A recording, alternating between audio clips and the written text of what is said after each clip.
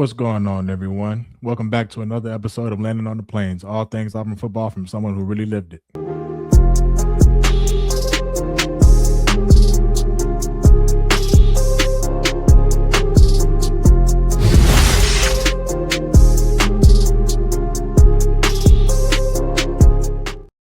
Welcome back. This is another episode of Landing on the Plains. I'm your host, Chandler Wooten, former linebacker, team captain, and NFL vet. And man, today we got another good one for you, man, just because obviously wrapping up the second scrimmage. We got to get into that. A lot of good stuff from the scrimmage the guys had the other day, or yesterday rather. So we get into that. And then also some unfortunate news about JJ Falk, having collarbone surgery. We'll get into that and what that means for the remaining guys on the roster. But before we get into that, man, if you know me, you know I got to speak about this NCAA and what they got going on with allowing NFL players, to even have the opportunity to come back and play. So it's kind of like, what the hell are we doing right now, man? What are we doing? There was a temporary restraining order that was placed, allowing 16 former players, multiple of which are on NFL rosters currently right now, that now have an extra year of eligibility. And this is right on the heels of, a player from Tennessee getting suspended for the first 2 games of the season because he accepted a $300 or $400 flight from an agent that he paid back because he couldn't go through with the draft process because of a legit injury that he had to have surgery on. And so we're punishing this guy over at Tennessee for a flight because he entered the draft and then decided, you know what, because of my injury, I cannot go forward. So he went back to school and he has to now sit out the first 2 games. It was supposed to be 3 until they appealed. So he now has to sit out the first 2 games. And here we are, about two weeks away from the season.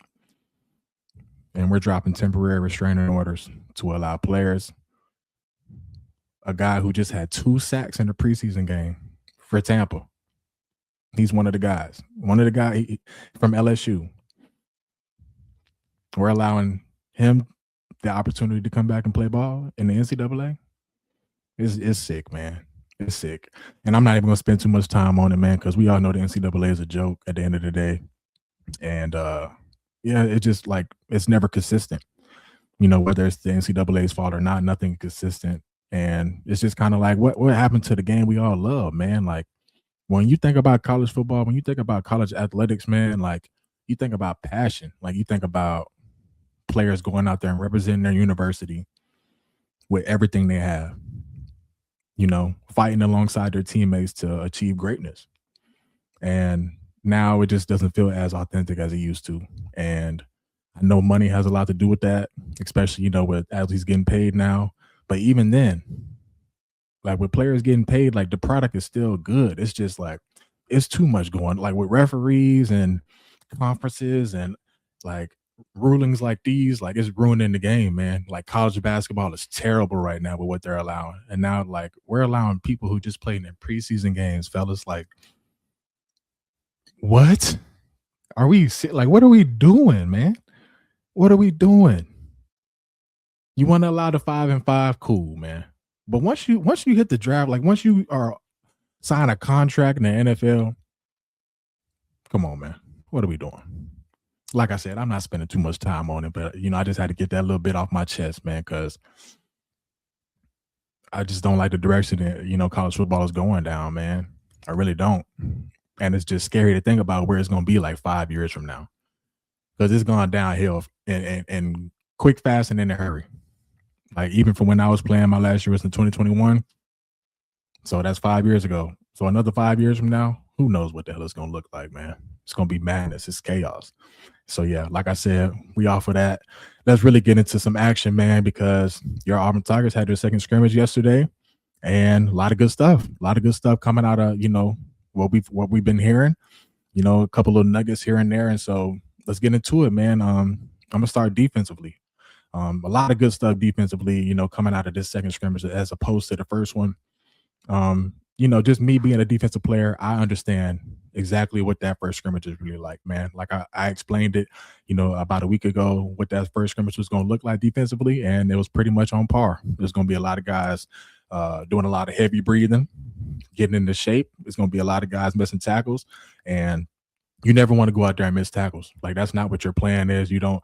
But this is the first time you've been live since the spring game. So you're talking about months and months and months without being live. Like the first time you tackle again, it's not going to look pretty. It's not going to look pretty. I promise you. And that's in every level of football. Like from the time you start little league to the time you make it to the league, that first preseason game, even in the NFL, like the tackling is not where it's supposed to be. That's just how it goes.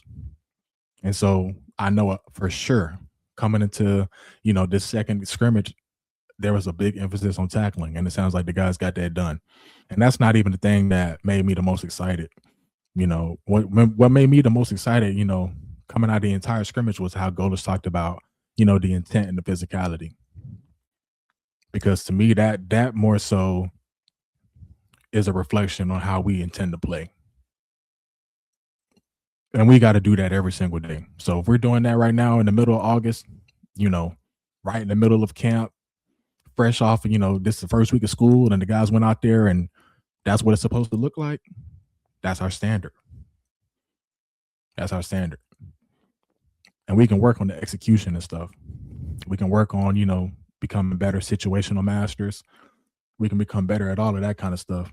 But that physicality and that intent, that nastiness that we play with, that attitude, yeah, you really can't. It really ain't too much coaching about that you can do. And so the fact that those guys went out there, especially after that first scrimmage, and went out there and put it on tape this time, like that to me indicates that we got a team that's really about that.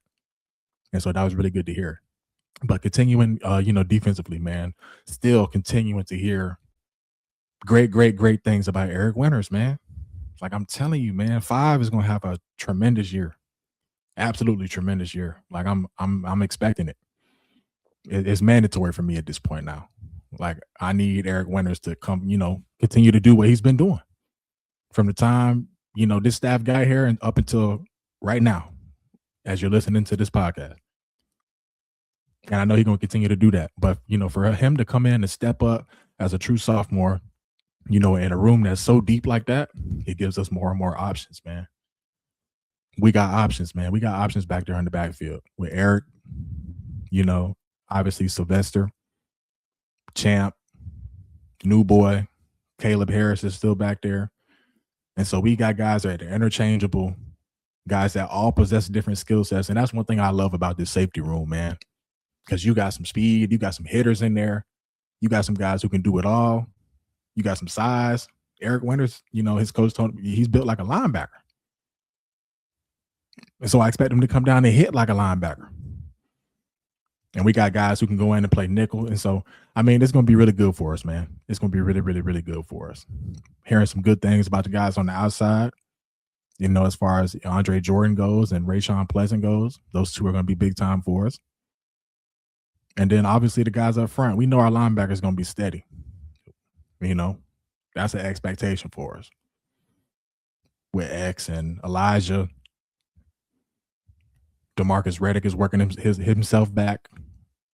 Good reports about him finally working his way back into shape.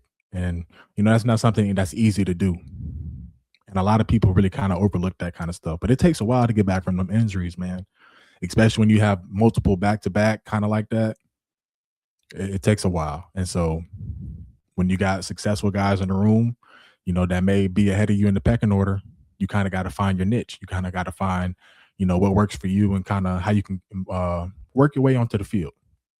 And so I'm really proud of, what I'm hearing about him and how he's adjusting right now, how he's coming back along. And I expect a big year from him as well, along with Bryce Diaz. Coach is playing both of those guys, DeMarcus and Bryce, at all 3 positions, I believe. So it's going to be opportunities for those guys to still get on the field. Like I know we have X, I know we have Elijah. Those two are going to be big time. One of the best duos in the league, is, if not the nation. But DeMarcus and Bryce are going to help us win football games. They are. So love to hear that. And then obviously up front, man. Up front.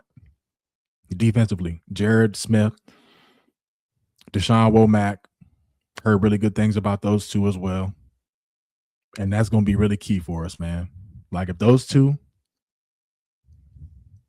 do what they, reach their potential and play up to their size, like Jared, like we're talking about both dudes 6'5", 6'6", like Jared Smith arms are long as hell. Powerful, man. So if they can play with good technique, man, get out to the quarterback relentlessly, consistently, that just takes us to another level. And then on the inside, you just got a plethora of bodies, man. And that's one thing I love about Dirk, and that's one thing I love about the D-line coach, man. Like, not only do they recruit that line well, but they rotate their guys, man. You're gonna have an opportunity to play. And so I know this staff, especially come this fall camp, have been extremely hard on those young guys as well, because we need them, man. Like Crawford and Autry. Really been on those guys. And it does not help to have guys like Dallas Walker in front of them, who's been consistent for us. It doesn't hurt to have a guy like Cody Sigler inside, who can also have versatility and kick outside, which we're going to need, which I'm going to get into here in a second. And so defensively, really, really loving where we're at, loving what I'm hearing. And so let's quickly hit on this offense right quick, man. Love what I'm hearing also. And again, like the defense, the offense had a better day. And so, again, progress. Scrimmage 1 to scrimmage 2. From scrimmage 2 to the mock week. From the mock week to then going out performing on game week. You keep building. So the offense from scrimmage 1 to scrimmage 2, much better. Again, Byram Brown, 17. He going to make everything go. And he, again, was consistent, really good. And that's what I expect out of him. And then our playmakers on the outside, it sounds like Chaz and Keyshawn, and Keyshawn in particular, have really stepped up here as of late. And so that's really going to be key for us, man. Like, who's going to be that alpha in that room? I think that is a question that, I'm excited to get answered. I'm ready to see who's really going to step up, and when it's 3rd and 8 and we know the ball's going there, can he still win? And a lot of that has to do with, play calling and coaching and all those things, scheming some things up. But at the end of the day, especially in the SEC, sometimes you just got to win your one-on-one, dog. So who's going to be that dog for us? We got a couple options. I'm going to tell you that much. Still hearing great things about Jeremiah Cobb. He's been consistent all camp, man. Obviously added weight this offseason. He's going to be tremendous. But what I was really most excited to hear about, especially from that running back room, is Omar still doing his thing, obviously. But it sounds like Bryson Washington is also coming along, man. And for me, that's big time, dog. And I'm going to tell you why. Because we've heard Golders talk about you needing, obviously those two backs that would change drive to drive or, be able to spell each other, right? But in the SEC, man, especially a long season, you need 3. And so I don't know how it's going to end up shaking out. I don't. But I do know we got 3. And so I just want him to continue to keep coming along, man. Because if he can keep pushing Omar and Jeremiah, and he can get back to that, in shape and where he was, this run game could be nasty, man. And we're starting to figure some things out up front. Starting to lock down those tackles as far as who's going to be starting, things like that. And so I think Golders just mentioned, we're still trying to pin down those 8, our top 8. Let's get that, starting offensive line situated, here about 2 weeks out, so we can continue to build camaraderie, continuity, togetherness, being on the same page, communication, all the things that's important. And then we find our 3. We find our 3 who are ready to go at any moment, anytime, that we feel good about. Let's rock and roll. But all in all, man, there was some good stuff coming out about the scrimmage. Obviously, like I said, most important thing that I heard was the intent and the physicality, man. Because it sounds like we went out there, played angry, played physical, played fast. It was some good situational stuff. And that's probably the biggest thing that I also took away as well, is that we are not where we need to be as far as, just being situational masters. And so that just comes with us paying attention to detail, man. To me, that's paying attention to detail. That's really, really being locked in, like where we are in the moment, right? Like, yes, we're out here scrimmaging, it's hot, I'm tired, whatever the case may be. But I also know I can take these practice situations and translate them in my mind to a game situation, right? And not everybody can do that so easy. Like to every single down, look over at the sticks. Like I know it's 3rd and 8. Okay, this is why coach calling this, right? We're in this period of practice and we're specifically working on whatever it is, 4th down situations, 3rd down situations, red zone situations. We have to be alert and situational masters because that is what has been losing us football games. It has. That has been losing us football games, man. We lost probably 2 or 3 games last year just off of situational football. We were terrible situationally. In between all of these like the important situational points that pop up in the football game last year, we played some 8-9 win type of football. And we ended up with 5 wins because we were terrible situationally. And so for me, that's the only concern, man. We just got to really, really hone in and lock in on being situational masters. And honestly, it's not too much of a concern, only because that's what those final 2 weeks of camp is really for. Because now at this point, we're about to go through this mock week, which is really, really important, man. Go through a mock week, introduce what a practice week is going to feel like. Get a jump start on this Baylor prep so we can really feel what it's going to be like. You got your game, you come back. Monday, you got your off day, and Tuesday, that's your heavy practice day. You got your rundowns, your base defense, all that kind of stuff. Third and short, third and me, whatever the coach may do. And then you got your passing situations the next days, your blitz days, whatever the case may be, long distance, all of that kind of stuff, red zone, short yardage. Like, we really got to become situational masters. And so, that's what these next 2 weeks are for. Like I said, it's easier to, kind of focus on situational stuff when you game plan. But yeah, that's probably my only concern coming out of the scrimmage, just situationally not as good or as clean as we could have been. But again, that's what we're focusing on over the next couple weeks. And we should be good to go when we get to Baylor. So very quickly, let's hop on this unfortunate news, man, about JJ Falk. Has successful surgery on a broken collarbone, or a fractured collarbone rather. And so what does that mean for the room? It means that we're pretty thin, if anything were to happen to, one of the top guys. And so it's going to be really important for, 1, take care of your body. 2, get your ass in shape. Jared Smith, because you're going to have to consistently play 60 plus snaps a game at a high level too. So we need to get ready for that. Deshaun Womack, 60, whatever kind of plays. And then it really highlights the importance of bringing in a guy like Nate Johnson, man.